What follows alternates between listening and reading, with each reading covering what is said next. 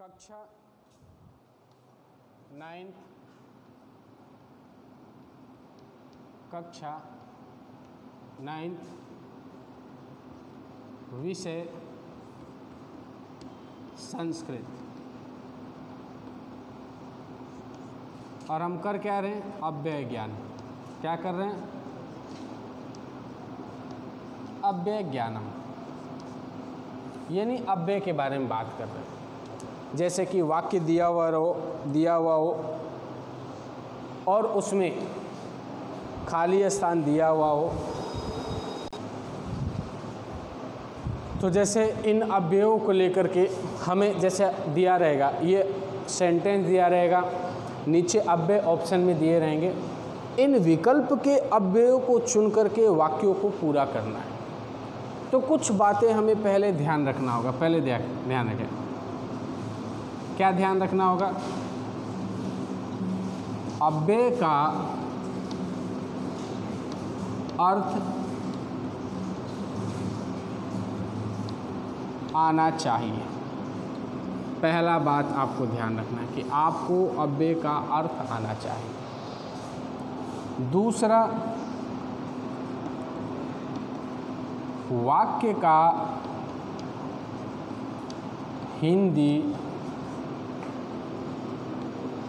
अर्थ आना चाहिए, यानी वाक्य का हिंदी अर्थ भी आपको करने आना चाहिए। यदि ये आपको करने आता है तो आप इसको सरलता से कर सकते हैं। 4 ही वाक्य, लेकिन ध्यान से देखिए। सह कार्यम करोति, वह कार्य करता है। सह तथा कार्यम करोति, यहाँ पे क्या आ जाएगा? तथा। क्या आ जाएगा? तथा।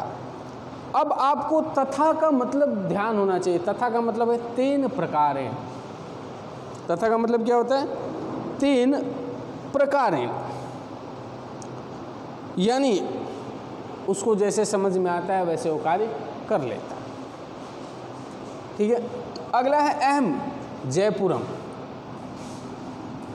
तथा का मतलब क्या होता है? 3 प्रकार हैं। ये आपको पता होना चाहिए। 3 प्रकारेण। तथा अव्यय का अर्थ क्या होता है? 3 प्रकार हैं। ये आपको आना अति आवश्यक है। अहम जयपुरम गमिष्यामि। अब देखो, यहाँ एक ये हाँ नहीं होना चाहिए, कदा हो जाए। तो जयपुर जाने के बारे में बताया जा रहा है कि मैं जयपुर कब जाऊँगा। स्व, यानी आने वाला कल। स्व का मतलब क्या होता है? आने वाला कल। संस्कृत में क्या लिखते हैं इसको? आगामी दिने। क्या लिखते हैं? आगामी दिने, यानी जो आने वाला दिन है उसको क्या कहते हैं? स्व। अगला है सूर्योदय भवतीशा पाठम पढ़ती, यानी जब सूर्योदय होता है तो इसके लिए क्या आ जाएगा? यदा। यदा सूर्योदय भवति, यानी जब सूर्योदय होता है। यदा सूर्योदय, यानी जब, या यस्मिन समय। यदा को संस्कृत में कह सकते हैं यस्मिन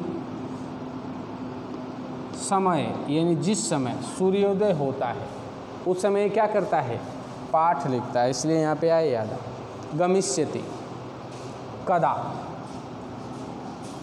यहाँ पे क्या आ जाएगा? कदा। कदा को क्या कहते हैं? कस्मिन समय। कस्मिन समय, यानी किस समय। तो इस प्रकार से अव्यय से संबंधित वाक्य दिया जाएगा तो उसको आपको सरलता से भरना है। पहली बात आपको मैं दोबारा कह रहा हूँ, ये बात आपको विशेष ध्यान देना है अव्ययों को भरने में, कि पहले हमें अव्ययों का अर्थ आना अनिवार्य है। यदि अव्ययों का अर्थ नहीं आता है तो हम अव्यय सही ढंग से नहीं कर सकते। इस बात पे विशेष ध्यान रखना है आपको। अब जैसे यहाँ पे 2 और उदाहरण मैं लिखा। जैसे पहला है दत्तम तावत भुक्तम। तो यहाँ अब आ जाएगा यावत दत्तम,